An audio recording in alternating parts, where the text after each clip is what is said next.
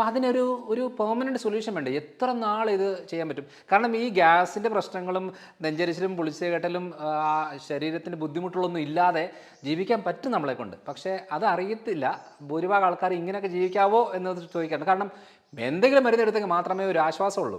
അപ്പോൾ നമ്മുടെ ഈ ചില ഗ്യാസ്ട്രൈറ്റിസ് കണ്ടീഷനിൽ ഹൈപ്പോ അസിഡിറ്റിയും ചില ഗ്യാസ്ട്രൈറ്റിസ് കണ്ടീഷനിൽ ഹൈപ്പർ അസിഡിറ്റി ആയിട്ടാണ് പൊതുവെ കണ്ടുവരുന്നത്.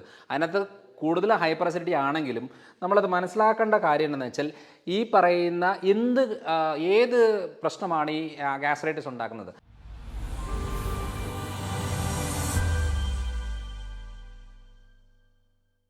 അതായത് ഈ ഹെലിക്കോബാക്ടർ പൈലോറി എന്ന് പറയുന്ന ഒരു ബാക്ടീരിയയാണ് ശരിക്കും പറഞ്ഞാൽ ഈ ഗ്യാസ്ട്രൈറ്റിസിൻ്റെ വളരെ കോമൺ ആയിട്ടുള്ള കാര്യം. ഈ ബാക്ടീരിയയുടെ മെയിൻ ഫുഡ് എന്ന് പറയുന്നത് എന്താണെന്നറിയോ?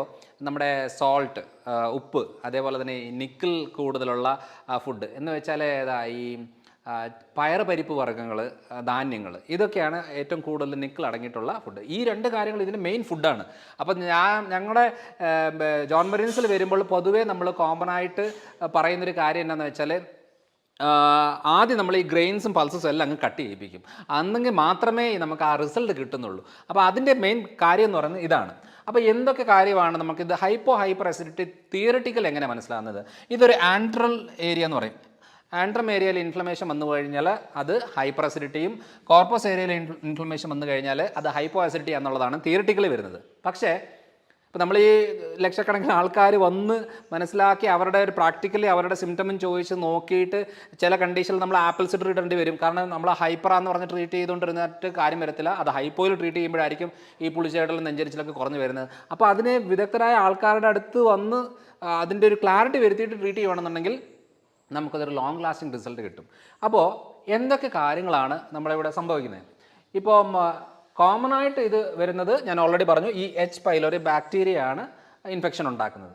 പിന്നെയുള്ളത് നമ്മുടെ പുകവലി എന്ന് പറഞ്ഞാൽ ഈ ഇന്നർ ലൈനിങ്ങിന് എല്ലാം ഡാമേജ് ചെയ്യും, ആസിഡിറ്റി പ്രശ്നങ്ങൾ വളരെ ബുദ്ധിമുട്ടുണ്ടാക്കുന്നത്. പിന്നെ ഉള്ളത് ഏറ്റവും ഡേഞ്ചറസ് ആയിട്ടുള്ളത് ആൽക്കഹോളാണ്. പല ആൾക്കാരും നമ്മൾ കണ്ടിട്ടില്ലേ, എപ്പോഴും ഭക്ഷണത്തിന് മുമ്പാണ് ഈ ആൽക്കഹോളൊക്കെ കഴിക്കുന്നതും കാര്യങ്ങളെല്ലാം ചെയ്യുന്നത്. ശരിക്കും ശരിയാണ്, അത് കഴിക്കുമ്പോഴാണ് ഒരു കിക്ക് വരുന്നതും പെട്ടെന്ന് ബ്ലഡിലേക്ക് കയറുകയും പെട്ടെന്ന് ചേഞ്ചസ് വരുന്ന എപ്പോഴും എംപ്റ്റി സ്റ്റൊമക്കിൽ കഴിക്കുമ്പോഴാണ്. പക്ഷേ ഈ അസിഡിറ്റി പ്രശ്നമുള്ള ആളുകൾ അങ്ങനെ എടുത്ത് കഴിഞ്ഞാൽ വീണ്ടും അത് വേഴ്സ്റ്റ് ആയി പോകും എന്നുള്ളതല്ലാതെ അവർക്ക് കൂടുതലും ഈ പറയുന്ന സ്റ്റൊമക് അൾസേഴ്സും ക്യാൻസറസും ഒക്കെ ആയിട്ടുള്ള കണ്ടീഷൻ പോകുന്നത് ഏറ്റവും കൂടുതൽ ഇങ്ങനെ റിപ്പീറ്റഡ് ആയിട്ട് ചെയ്യുന്ന ആളുകൾക്കാണ്.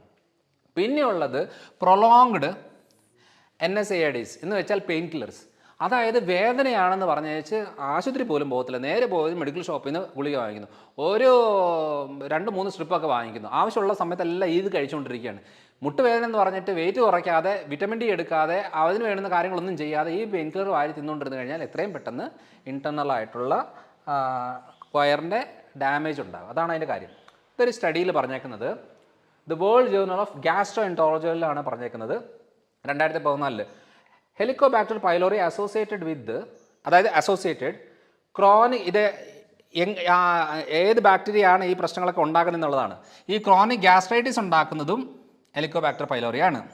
അതായത് നമ്മുടെ പ്രീ ക്യാൻസറസ് ലീഷൻസ്, അതേപോലെ തന്നെ ഗ്യാസ്ട്രിക് ക്യാൻസർ, ഇതെല്ലാം ഉണ്ടാക്കുന്നത് ശരിക്കും പറഞ്ഞാൽ എച്ച് പൈലോറി ബാക്ടീരിയ ആണ് എന്നുള്ളത് ഈ വേൾഡ് ജേർണൽ ഓഫ് ഗ്യാസ്ട്രോ എൻട്രോളജിയിലാണ് ക്ലിയർ ആയിട്ട് പറഞ്ഞേക്കുന്നത്. ഇത് ഞാൻ പറഞ്ഞതല്ല.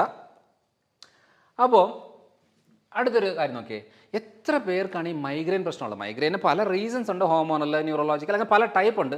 പക്ഷേ ഞങ്ങളുടെ ഒരു ക്ലിനിക്കൽ പ്രാക്ടീസിൽ മനസ്സിലായത് ഒരു 60% മൈഗ്രെയിൻ കിടക്കുന്നത് ഗട്ട് റിലേറ്റഡ് ആണ്. വയറിൻ്റെ പ്രശ്നമാണ് ഏറ്റവും കൂടുതലായിട്ട് വരുന്നത്. അതെങ്ങനെയാണെന്നറിയാമോ? ഇത് അതിൻ്റെ ഒരു സ്റ്റഡിയാണ്. ഞാൻ just same world journal of gastro എൻട്രോളജിയിൽ വന്നേക്കുന്നത് association between helicobacter pylori infection and migraine. അതായത് തലവേദന, ഒരു സൈഡ് തലവേദന, വിശന്ന് കിടന്നാൽ പ്രശ്നമാണ്, ഉറക്കം ശരിയായില്ലെങ്കിൽ പ്രശ്നമാണ്, ടെൻഷൻ കൂടിയ പ്രശ്നമാണ്, യാത്ര ചെയ്ത പ്രശ്നമാണ്, സൗണ്ട് കേട്ട പ്രശ്നമാണ്, ലൈറ്റ് കണ്ട പ്രശ്നമാണ്, എല്ലാത്തിനും പ്രശ്നം വരുന്ന ആളുകളില്ലേ, അവരുടെ അതിനകത്ത് അവർക്ക് വയറ് സംബന്ധമായിട്ടുള്ള പ്രശ്നമുണ്ട് എന്നുണ്ടെങ്കിൽ അതിൻ്റെ മെയിൻ റീസൺ എന്ന് പറയുന്നത് ഈ എച്ച് പൈലോറി ബാക്ടീരിയയാണ്. അതുകൊണ്ട് നമ്മൾ ഏറ്റവും കൂടുതലായിട്ട് ഫോക്കസ് ചെയ്യുന്നത് എന്താണ്? തലവേദന എന്ന് പറഞ്ഞാൽ റിപ്പീറ്റഡായിട്ട് വരുന്ന ആൾക്കാർ, പലതരം മെഡിസിൻ എടുത്തിട്ട് മാറാത്തവർ, അവർക്ക് വയറിന് പ്രശ്നമുണ്ടോ, അത് നമ്മൾ ഈ ഒരു രീതിയിലാണ് ട്രീറ്റ് ചെയ്യുന്നത്. ഈ റിസർച്ച് വെച്ചുകൊണ്ടാണ് നമ്മൾ ട്രീറ്റ് ചെയ്യുന്നത്. അല്ലാതെ ഈ മെഡിക്കൽ ടെക്സ്റ്റിൽ മൈഗ്രെയിന് ഇന്ന മരുന്ന് കൊടുത്താൽ നല്ലത് എന്ന് പറഞ്ഞിട്ട് യാതൊരു കാര്യമില്ല. ഈ റിസർച്ചുകൾ ക്ലിയർ ആയിട്ട് പറഞ്ഞേക്കുന്നത് വയറിൻ്റെ പ്രശ്നമാണ് മൈഗ്രെയിൻ ഉണ്ടാക്കുന്നത് ഒരു 60%. അപ്പോൾ അതാണ് മെയിനായിട്ടും നമ്മൾ ഉദ്ദേശിക്കുന്നത്. അപ്പോൾ ഞങ്ങൾ എങ്ങനെയാണ് ഇത് ട്രീറ്റ് ചെയ്യുന്നത്, അതാണ് മെയിനായിട്ടുള്ള കാര്യം. കാരണം നമ്മളിപ്പം ഇതിപ്പോൾ നമ്മുടെ എങ്ങനെയാണ് എന്ന് പറഞ്ഞ ഒരു സീക്രട്ടായിട്ട് മെയിൻറ്റെയിൻ ചെയ്യാനൊന്നുമില്ല. ഇത് എല്ലാവർക്കും നമുക്ക് പറഞ്ഞു കൊടുക്കുന്ന ഒരു കാര്യമാണ്, വീട്ടിൽ തന്നെ ചെയ്യാവുന്ന കാര്യമാണ്. ഒന്ന്, ഈ പറയുന്ന ബ്ലാക്ക് കുർക്കുമിൻ എന്ന് പറയും, ബ്ലാക്ക് ക്യുമിൻ എന്ന് പറയും. അത് നമ്മുടെ കരിഞ്ജീരകമാണ്.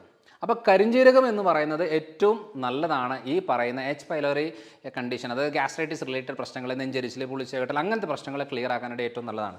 രണ്ടാമതെന്ന് പറയുന്നത് ലിക്കോറൈസ് എന്ന് പറയുന്നത് നമ്മുടെ ഇരട്ടിമധുരം. ഇരട്ടിമധുരം എന്ന് പറഞ്ഞാൽ ഇരട്ടിമധുരം അതേപോലെ എടുക്കാൻ പറ്റത്തില്ല. നമ്മളിപ്പോൾ മഞ്ഞളിൽ നിന്ന് കുർക്കുമിൻ എന്ന് പറയുന്ന സാധനം എടുക്കുന്ന പോലെ തന്നെ ഈ പറയുന്ന ഇരട്ടിമധുരത്തിൽ നിന്ന് ഈ DGL എന്ന് പറയുന്ന ഒരു കണ്ടൻറ്റ് നമ്മൾ എക്സ്ട്രാക്ട് ചെയ്ത് എടുത്തിട്ടാണ് ഈ പറയുന്ന എച്ച് പൈലോറി ഇൻഫെക്ഷനെ കുറയ്ക്കാനായിട്ട് നമ്മൾ കൊടുക്കുന്നത്. പിന്നെയുള്ളത് നന്നാറി. നന്നാറി എന്ന് പറയുന്നത് നറുനീണ്ടി എന്നൊക്കെ പറയും. അത് നമുക്ക് വെള്ളം തിളപ്പിച്ച് കുടിക്കാൻ പറ്റിയ ഏറ്റവും നല്ല ഒരെണ്ണമാണ്. നമ്മുടെ അങ്ങാടി കടകളിലൊക്കെ കിട്ടും.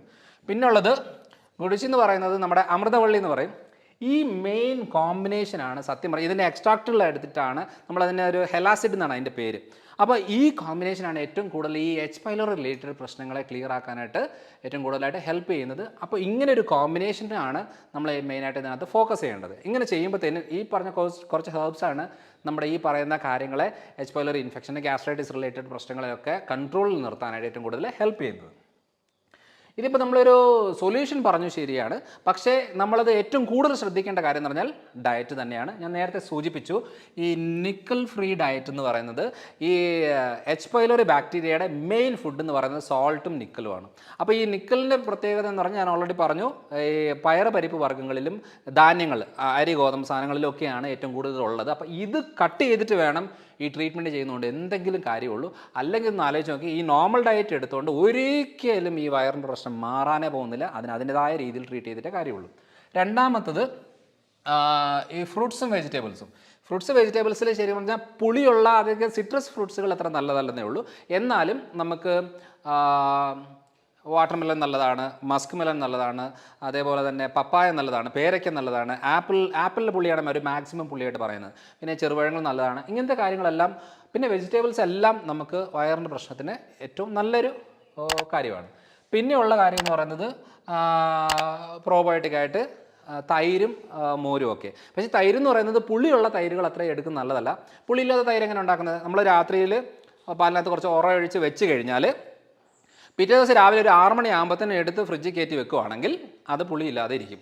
അതൊരു 10 മണി 12 മണിയൊക്കെ ആകുമ്പോൾ കഴിഞ്ഞാൽ അത് പുളിച്ചു പോകും. സോ അങ്ങനെ പുളിച്ചു കഴിഞ്ഞാൽ ഈ വയറിന് അത്ര നല്ലതല്ല. സോ ഇങ്ങനത്തെ കാര്യങ്ങൾ ഉൾപ്പെടുത്തി നമ്മളൊരു ട്രീറ്റ്മെൻറ്റ് രീതിയിൽ ചെയ്യുകയാണെന്നുണ്ടെങ്കിൽ, അതേപോലെ പഴങ്കഞ്ഞി, അങ്ങനത്തെ കോമ്പിനേഷൻ. പിന്നെ നമ്മളെപ്പോഴും പറയുന്നതാണ്, നമ്മുടെ പ്രോബയോട്ടിക് ക്യാപ്സൂളുണ്ട്, അത് എടുത്തിട്ട് പഴങ്കഞ്ഞിയിൽ ഇട്ടിട്ട് അത് നെക്സ്റ്റ് ഡേ കഴിക്കുന്ന രീതിയിലാവുകയാണെന്നുണ്ടെങ്കിൽ വളരെ എഫക്റ്റീവായിട്ട് നമുക്ക് ഗട്ട് റിലേറ്റഡ് പ്രശ്നങ്ങൾ ക്ലിയർ ആക്കാൻ സാധിക്കും. അപ്പം ഇങ്ങനൊരു കോമ്പിനേഷനിൽ വരുമ്പോഴാണ്, ഇല്ലെങ്കിൽ നമ്മളൊരു ഗുളിക എടുത്ത് എത്ര നാളെടുക്കും. ഇങ്ങനെ സിറപ്പുകളും ഗുളികകളും ആൻറ്റി ആസിഡ് ടാബ്ലറ്റ്സും ഒക്കെ എടുത്ത് കഷായങ്ങളെടുത്ത് നമ്മൾ കുറേ കാലം എടുത്തു കഴിഞ്ഞാൽ അതിൻ്റെ ഭാഗമായിട്ട് തന്നെ പ്രശ്നമാണ്. കുറേ ആൻറ്റി ആസിഡ് ഗുളികൾ എടുത്തു കഴിഞ്ഞാൽ തന്നെ ഹൈപ്പോ ആസിഡിറ്റി ആയിട്ട് മാറും. പിന്നെ അത് ശരിയാക്കാനായിട്ട് വേറെ മരുന്ന് എടുക്കേണ്ടി വരും. അങ്ങനെ രീതിയിലേക്ക് പോകും. അതുകൊണ്ട് കുറച്ച് ദിവസം, കുറച്ച് സമയം, അല്ലെങ്കിൽ സിവിയർ ആയിട്ടുള്ള വരുന്ന ബുദ്ധിമുട്ട് സമയത്ത് നമ്മളൊരു മരുന്ന് എടുക്കുന്ന പോലെ അല്ല ഇങ്ങനെ കാലങ്ങളോളം എടുത്തുകൊണ്ടിരിക്കുന്നത്. നല്ല ഹെൽത്തി ആയിട്ടുള്ള കാര്യമല്ല. അപ്പം ഇത്രയും കാര്യങ്ങളാണ് നമ്മൾ മെയിനായിട്ടും ശ്രദ്ധിക്കേണ്ടത്. അപ്പോൾ അടുത്ത തവണ അടുത്തൊരു വീഡിയോ ആയിട്ട് വരാം. ബൈ.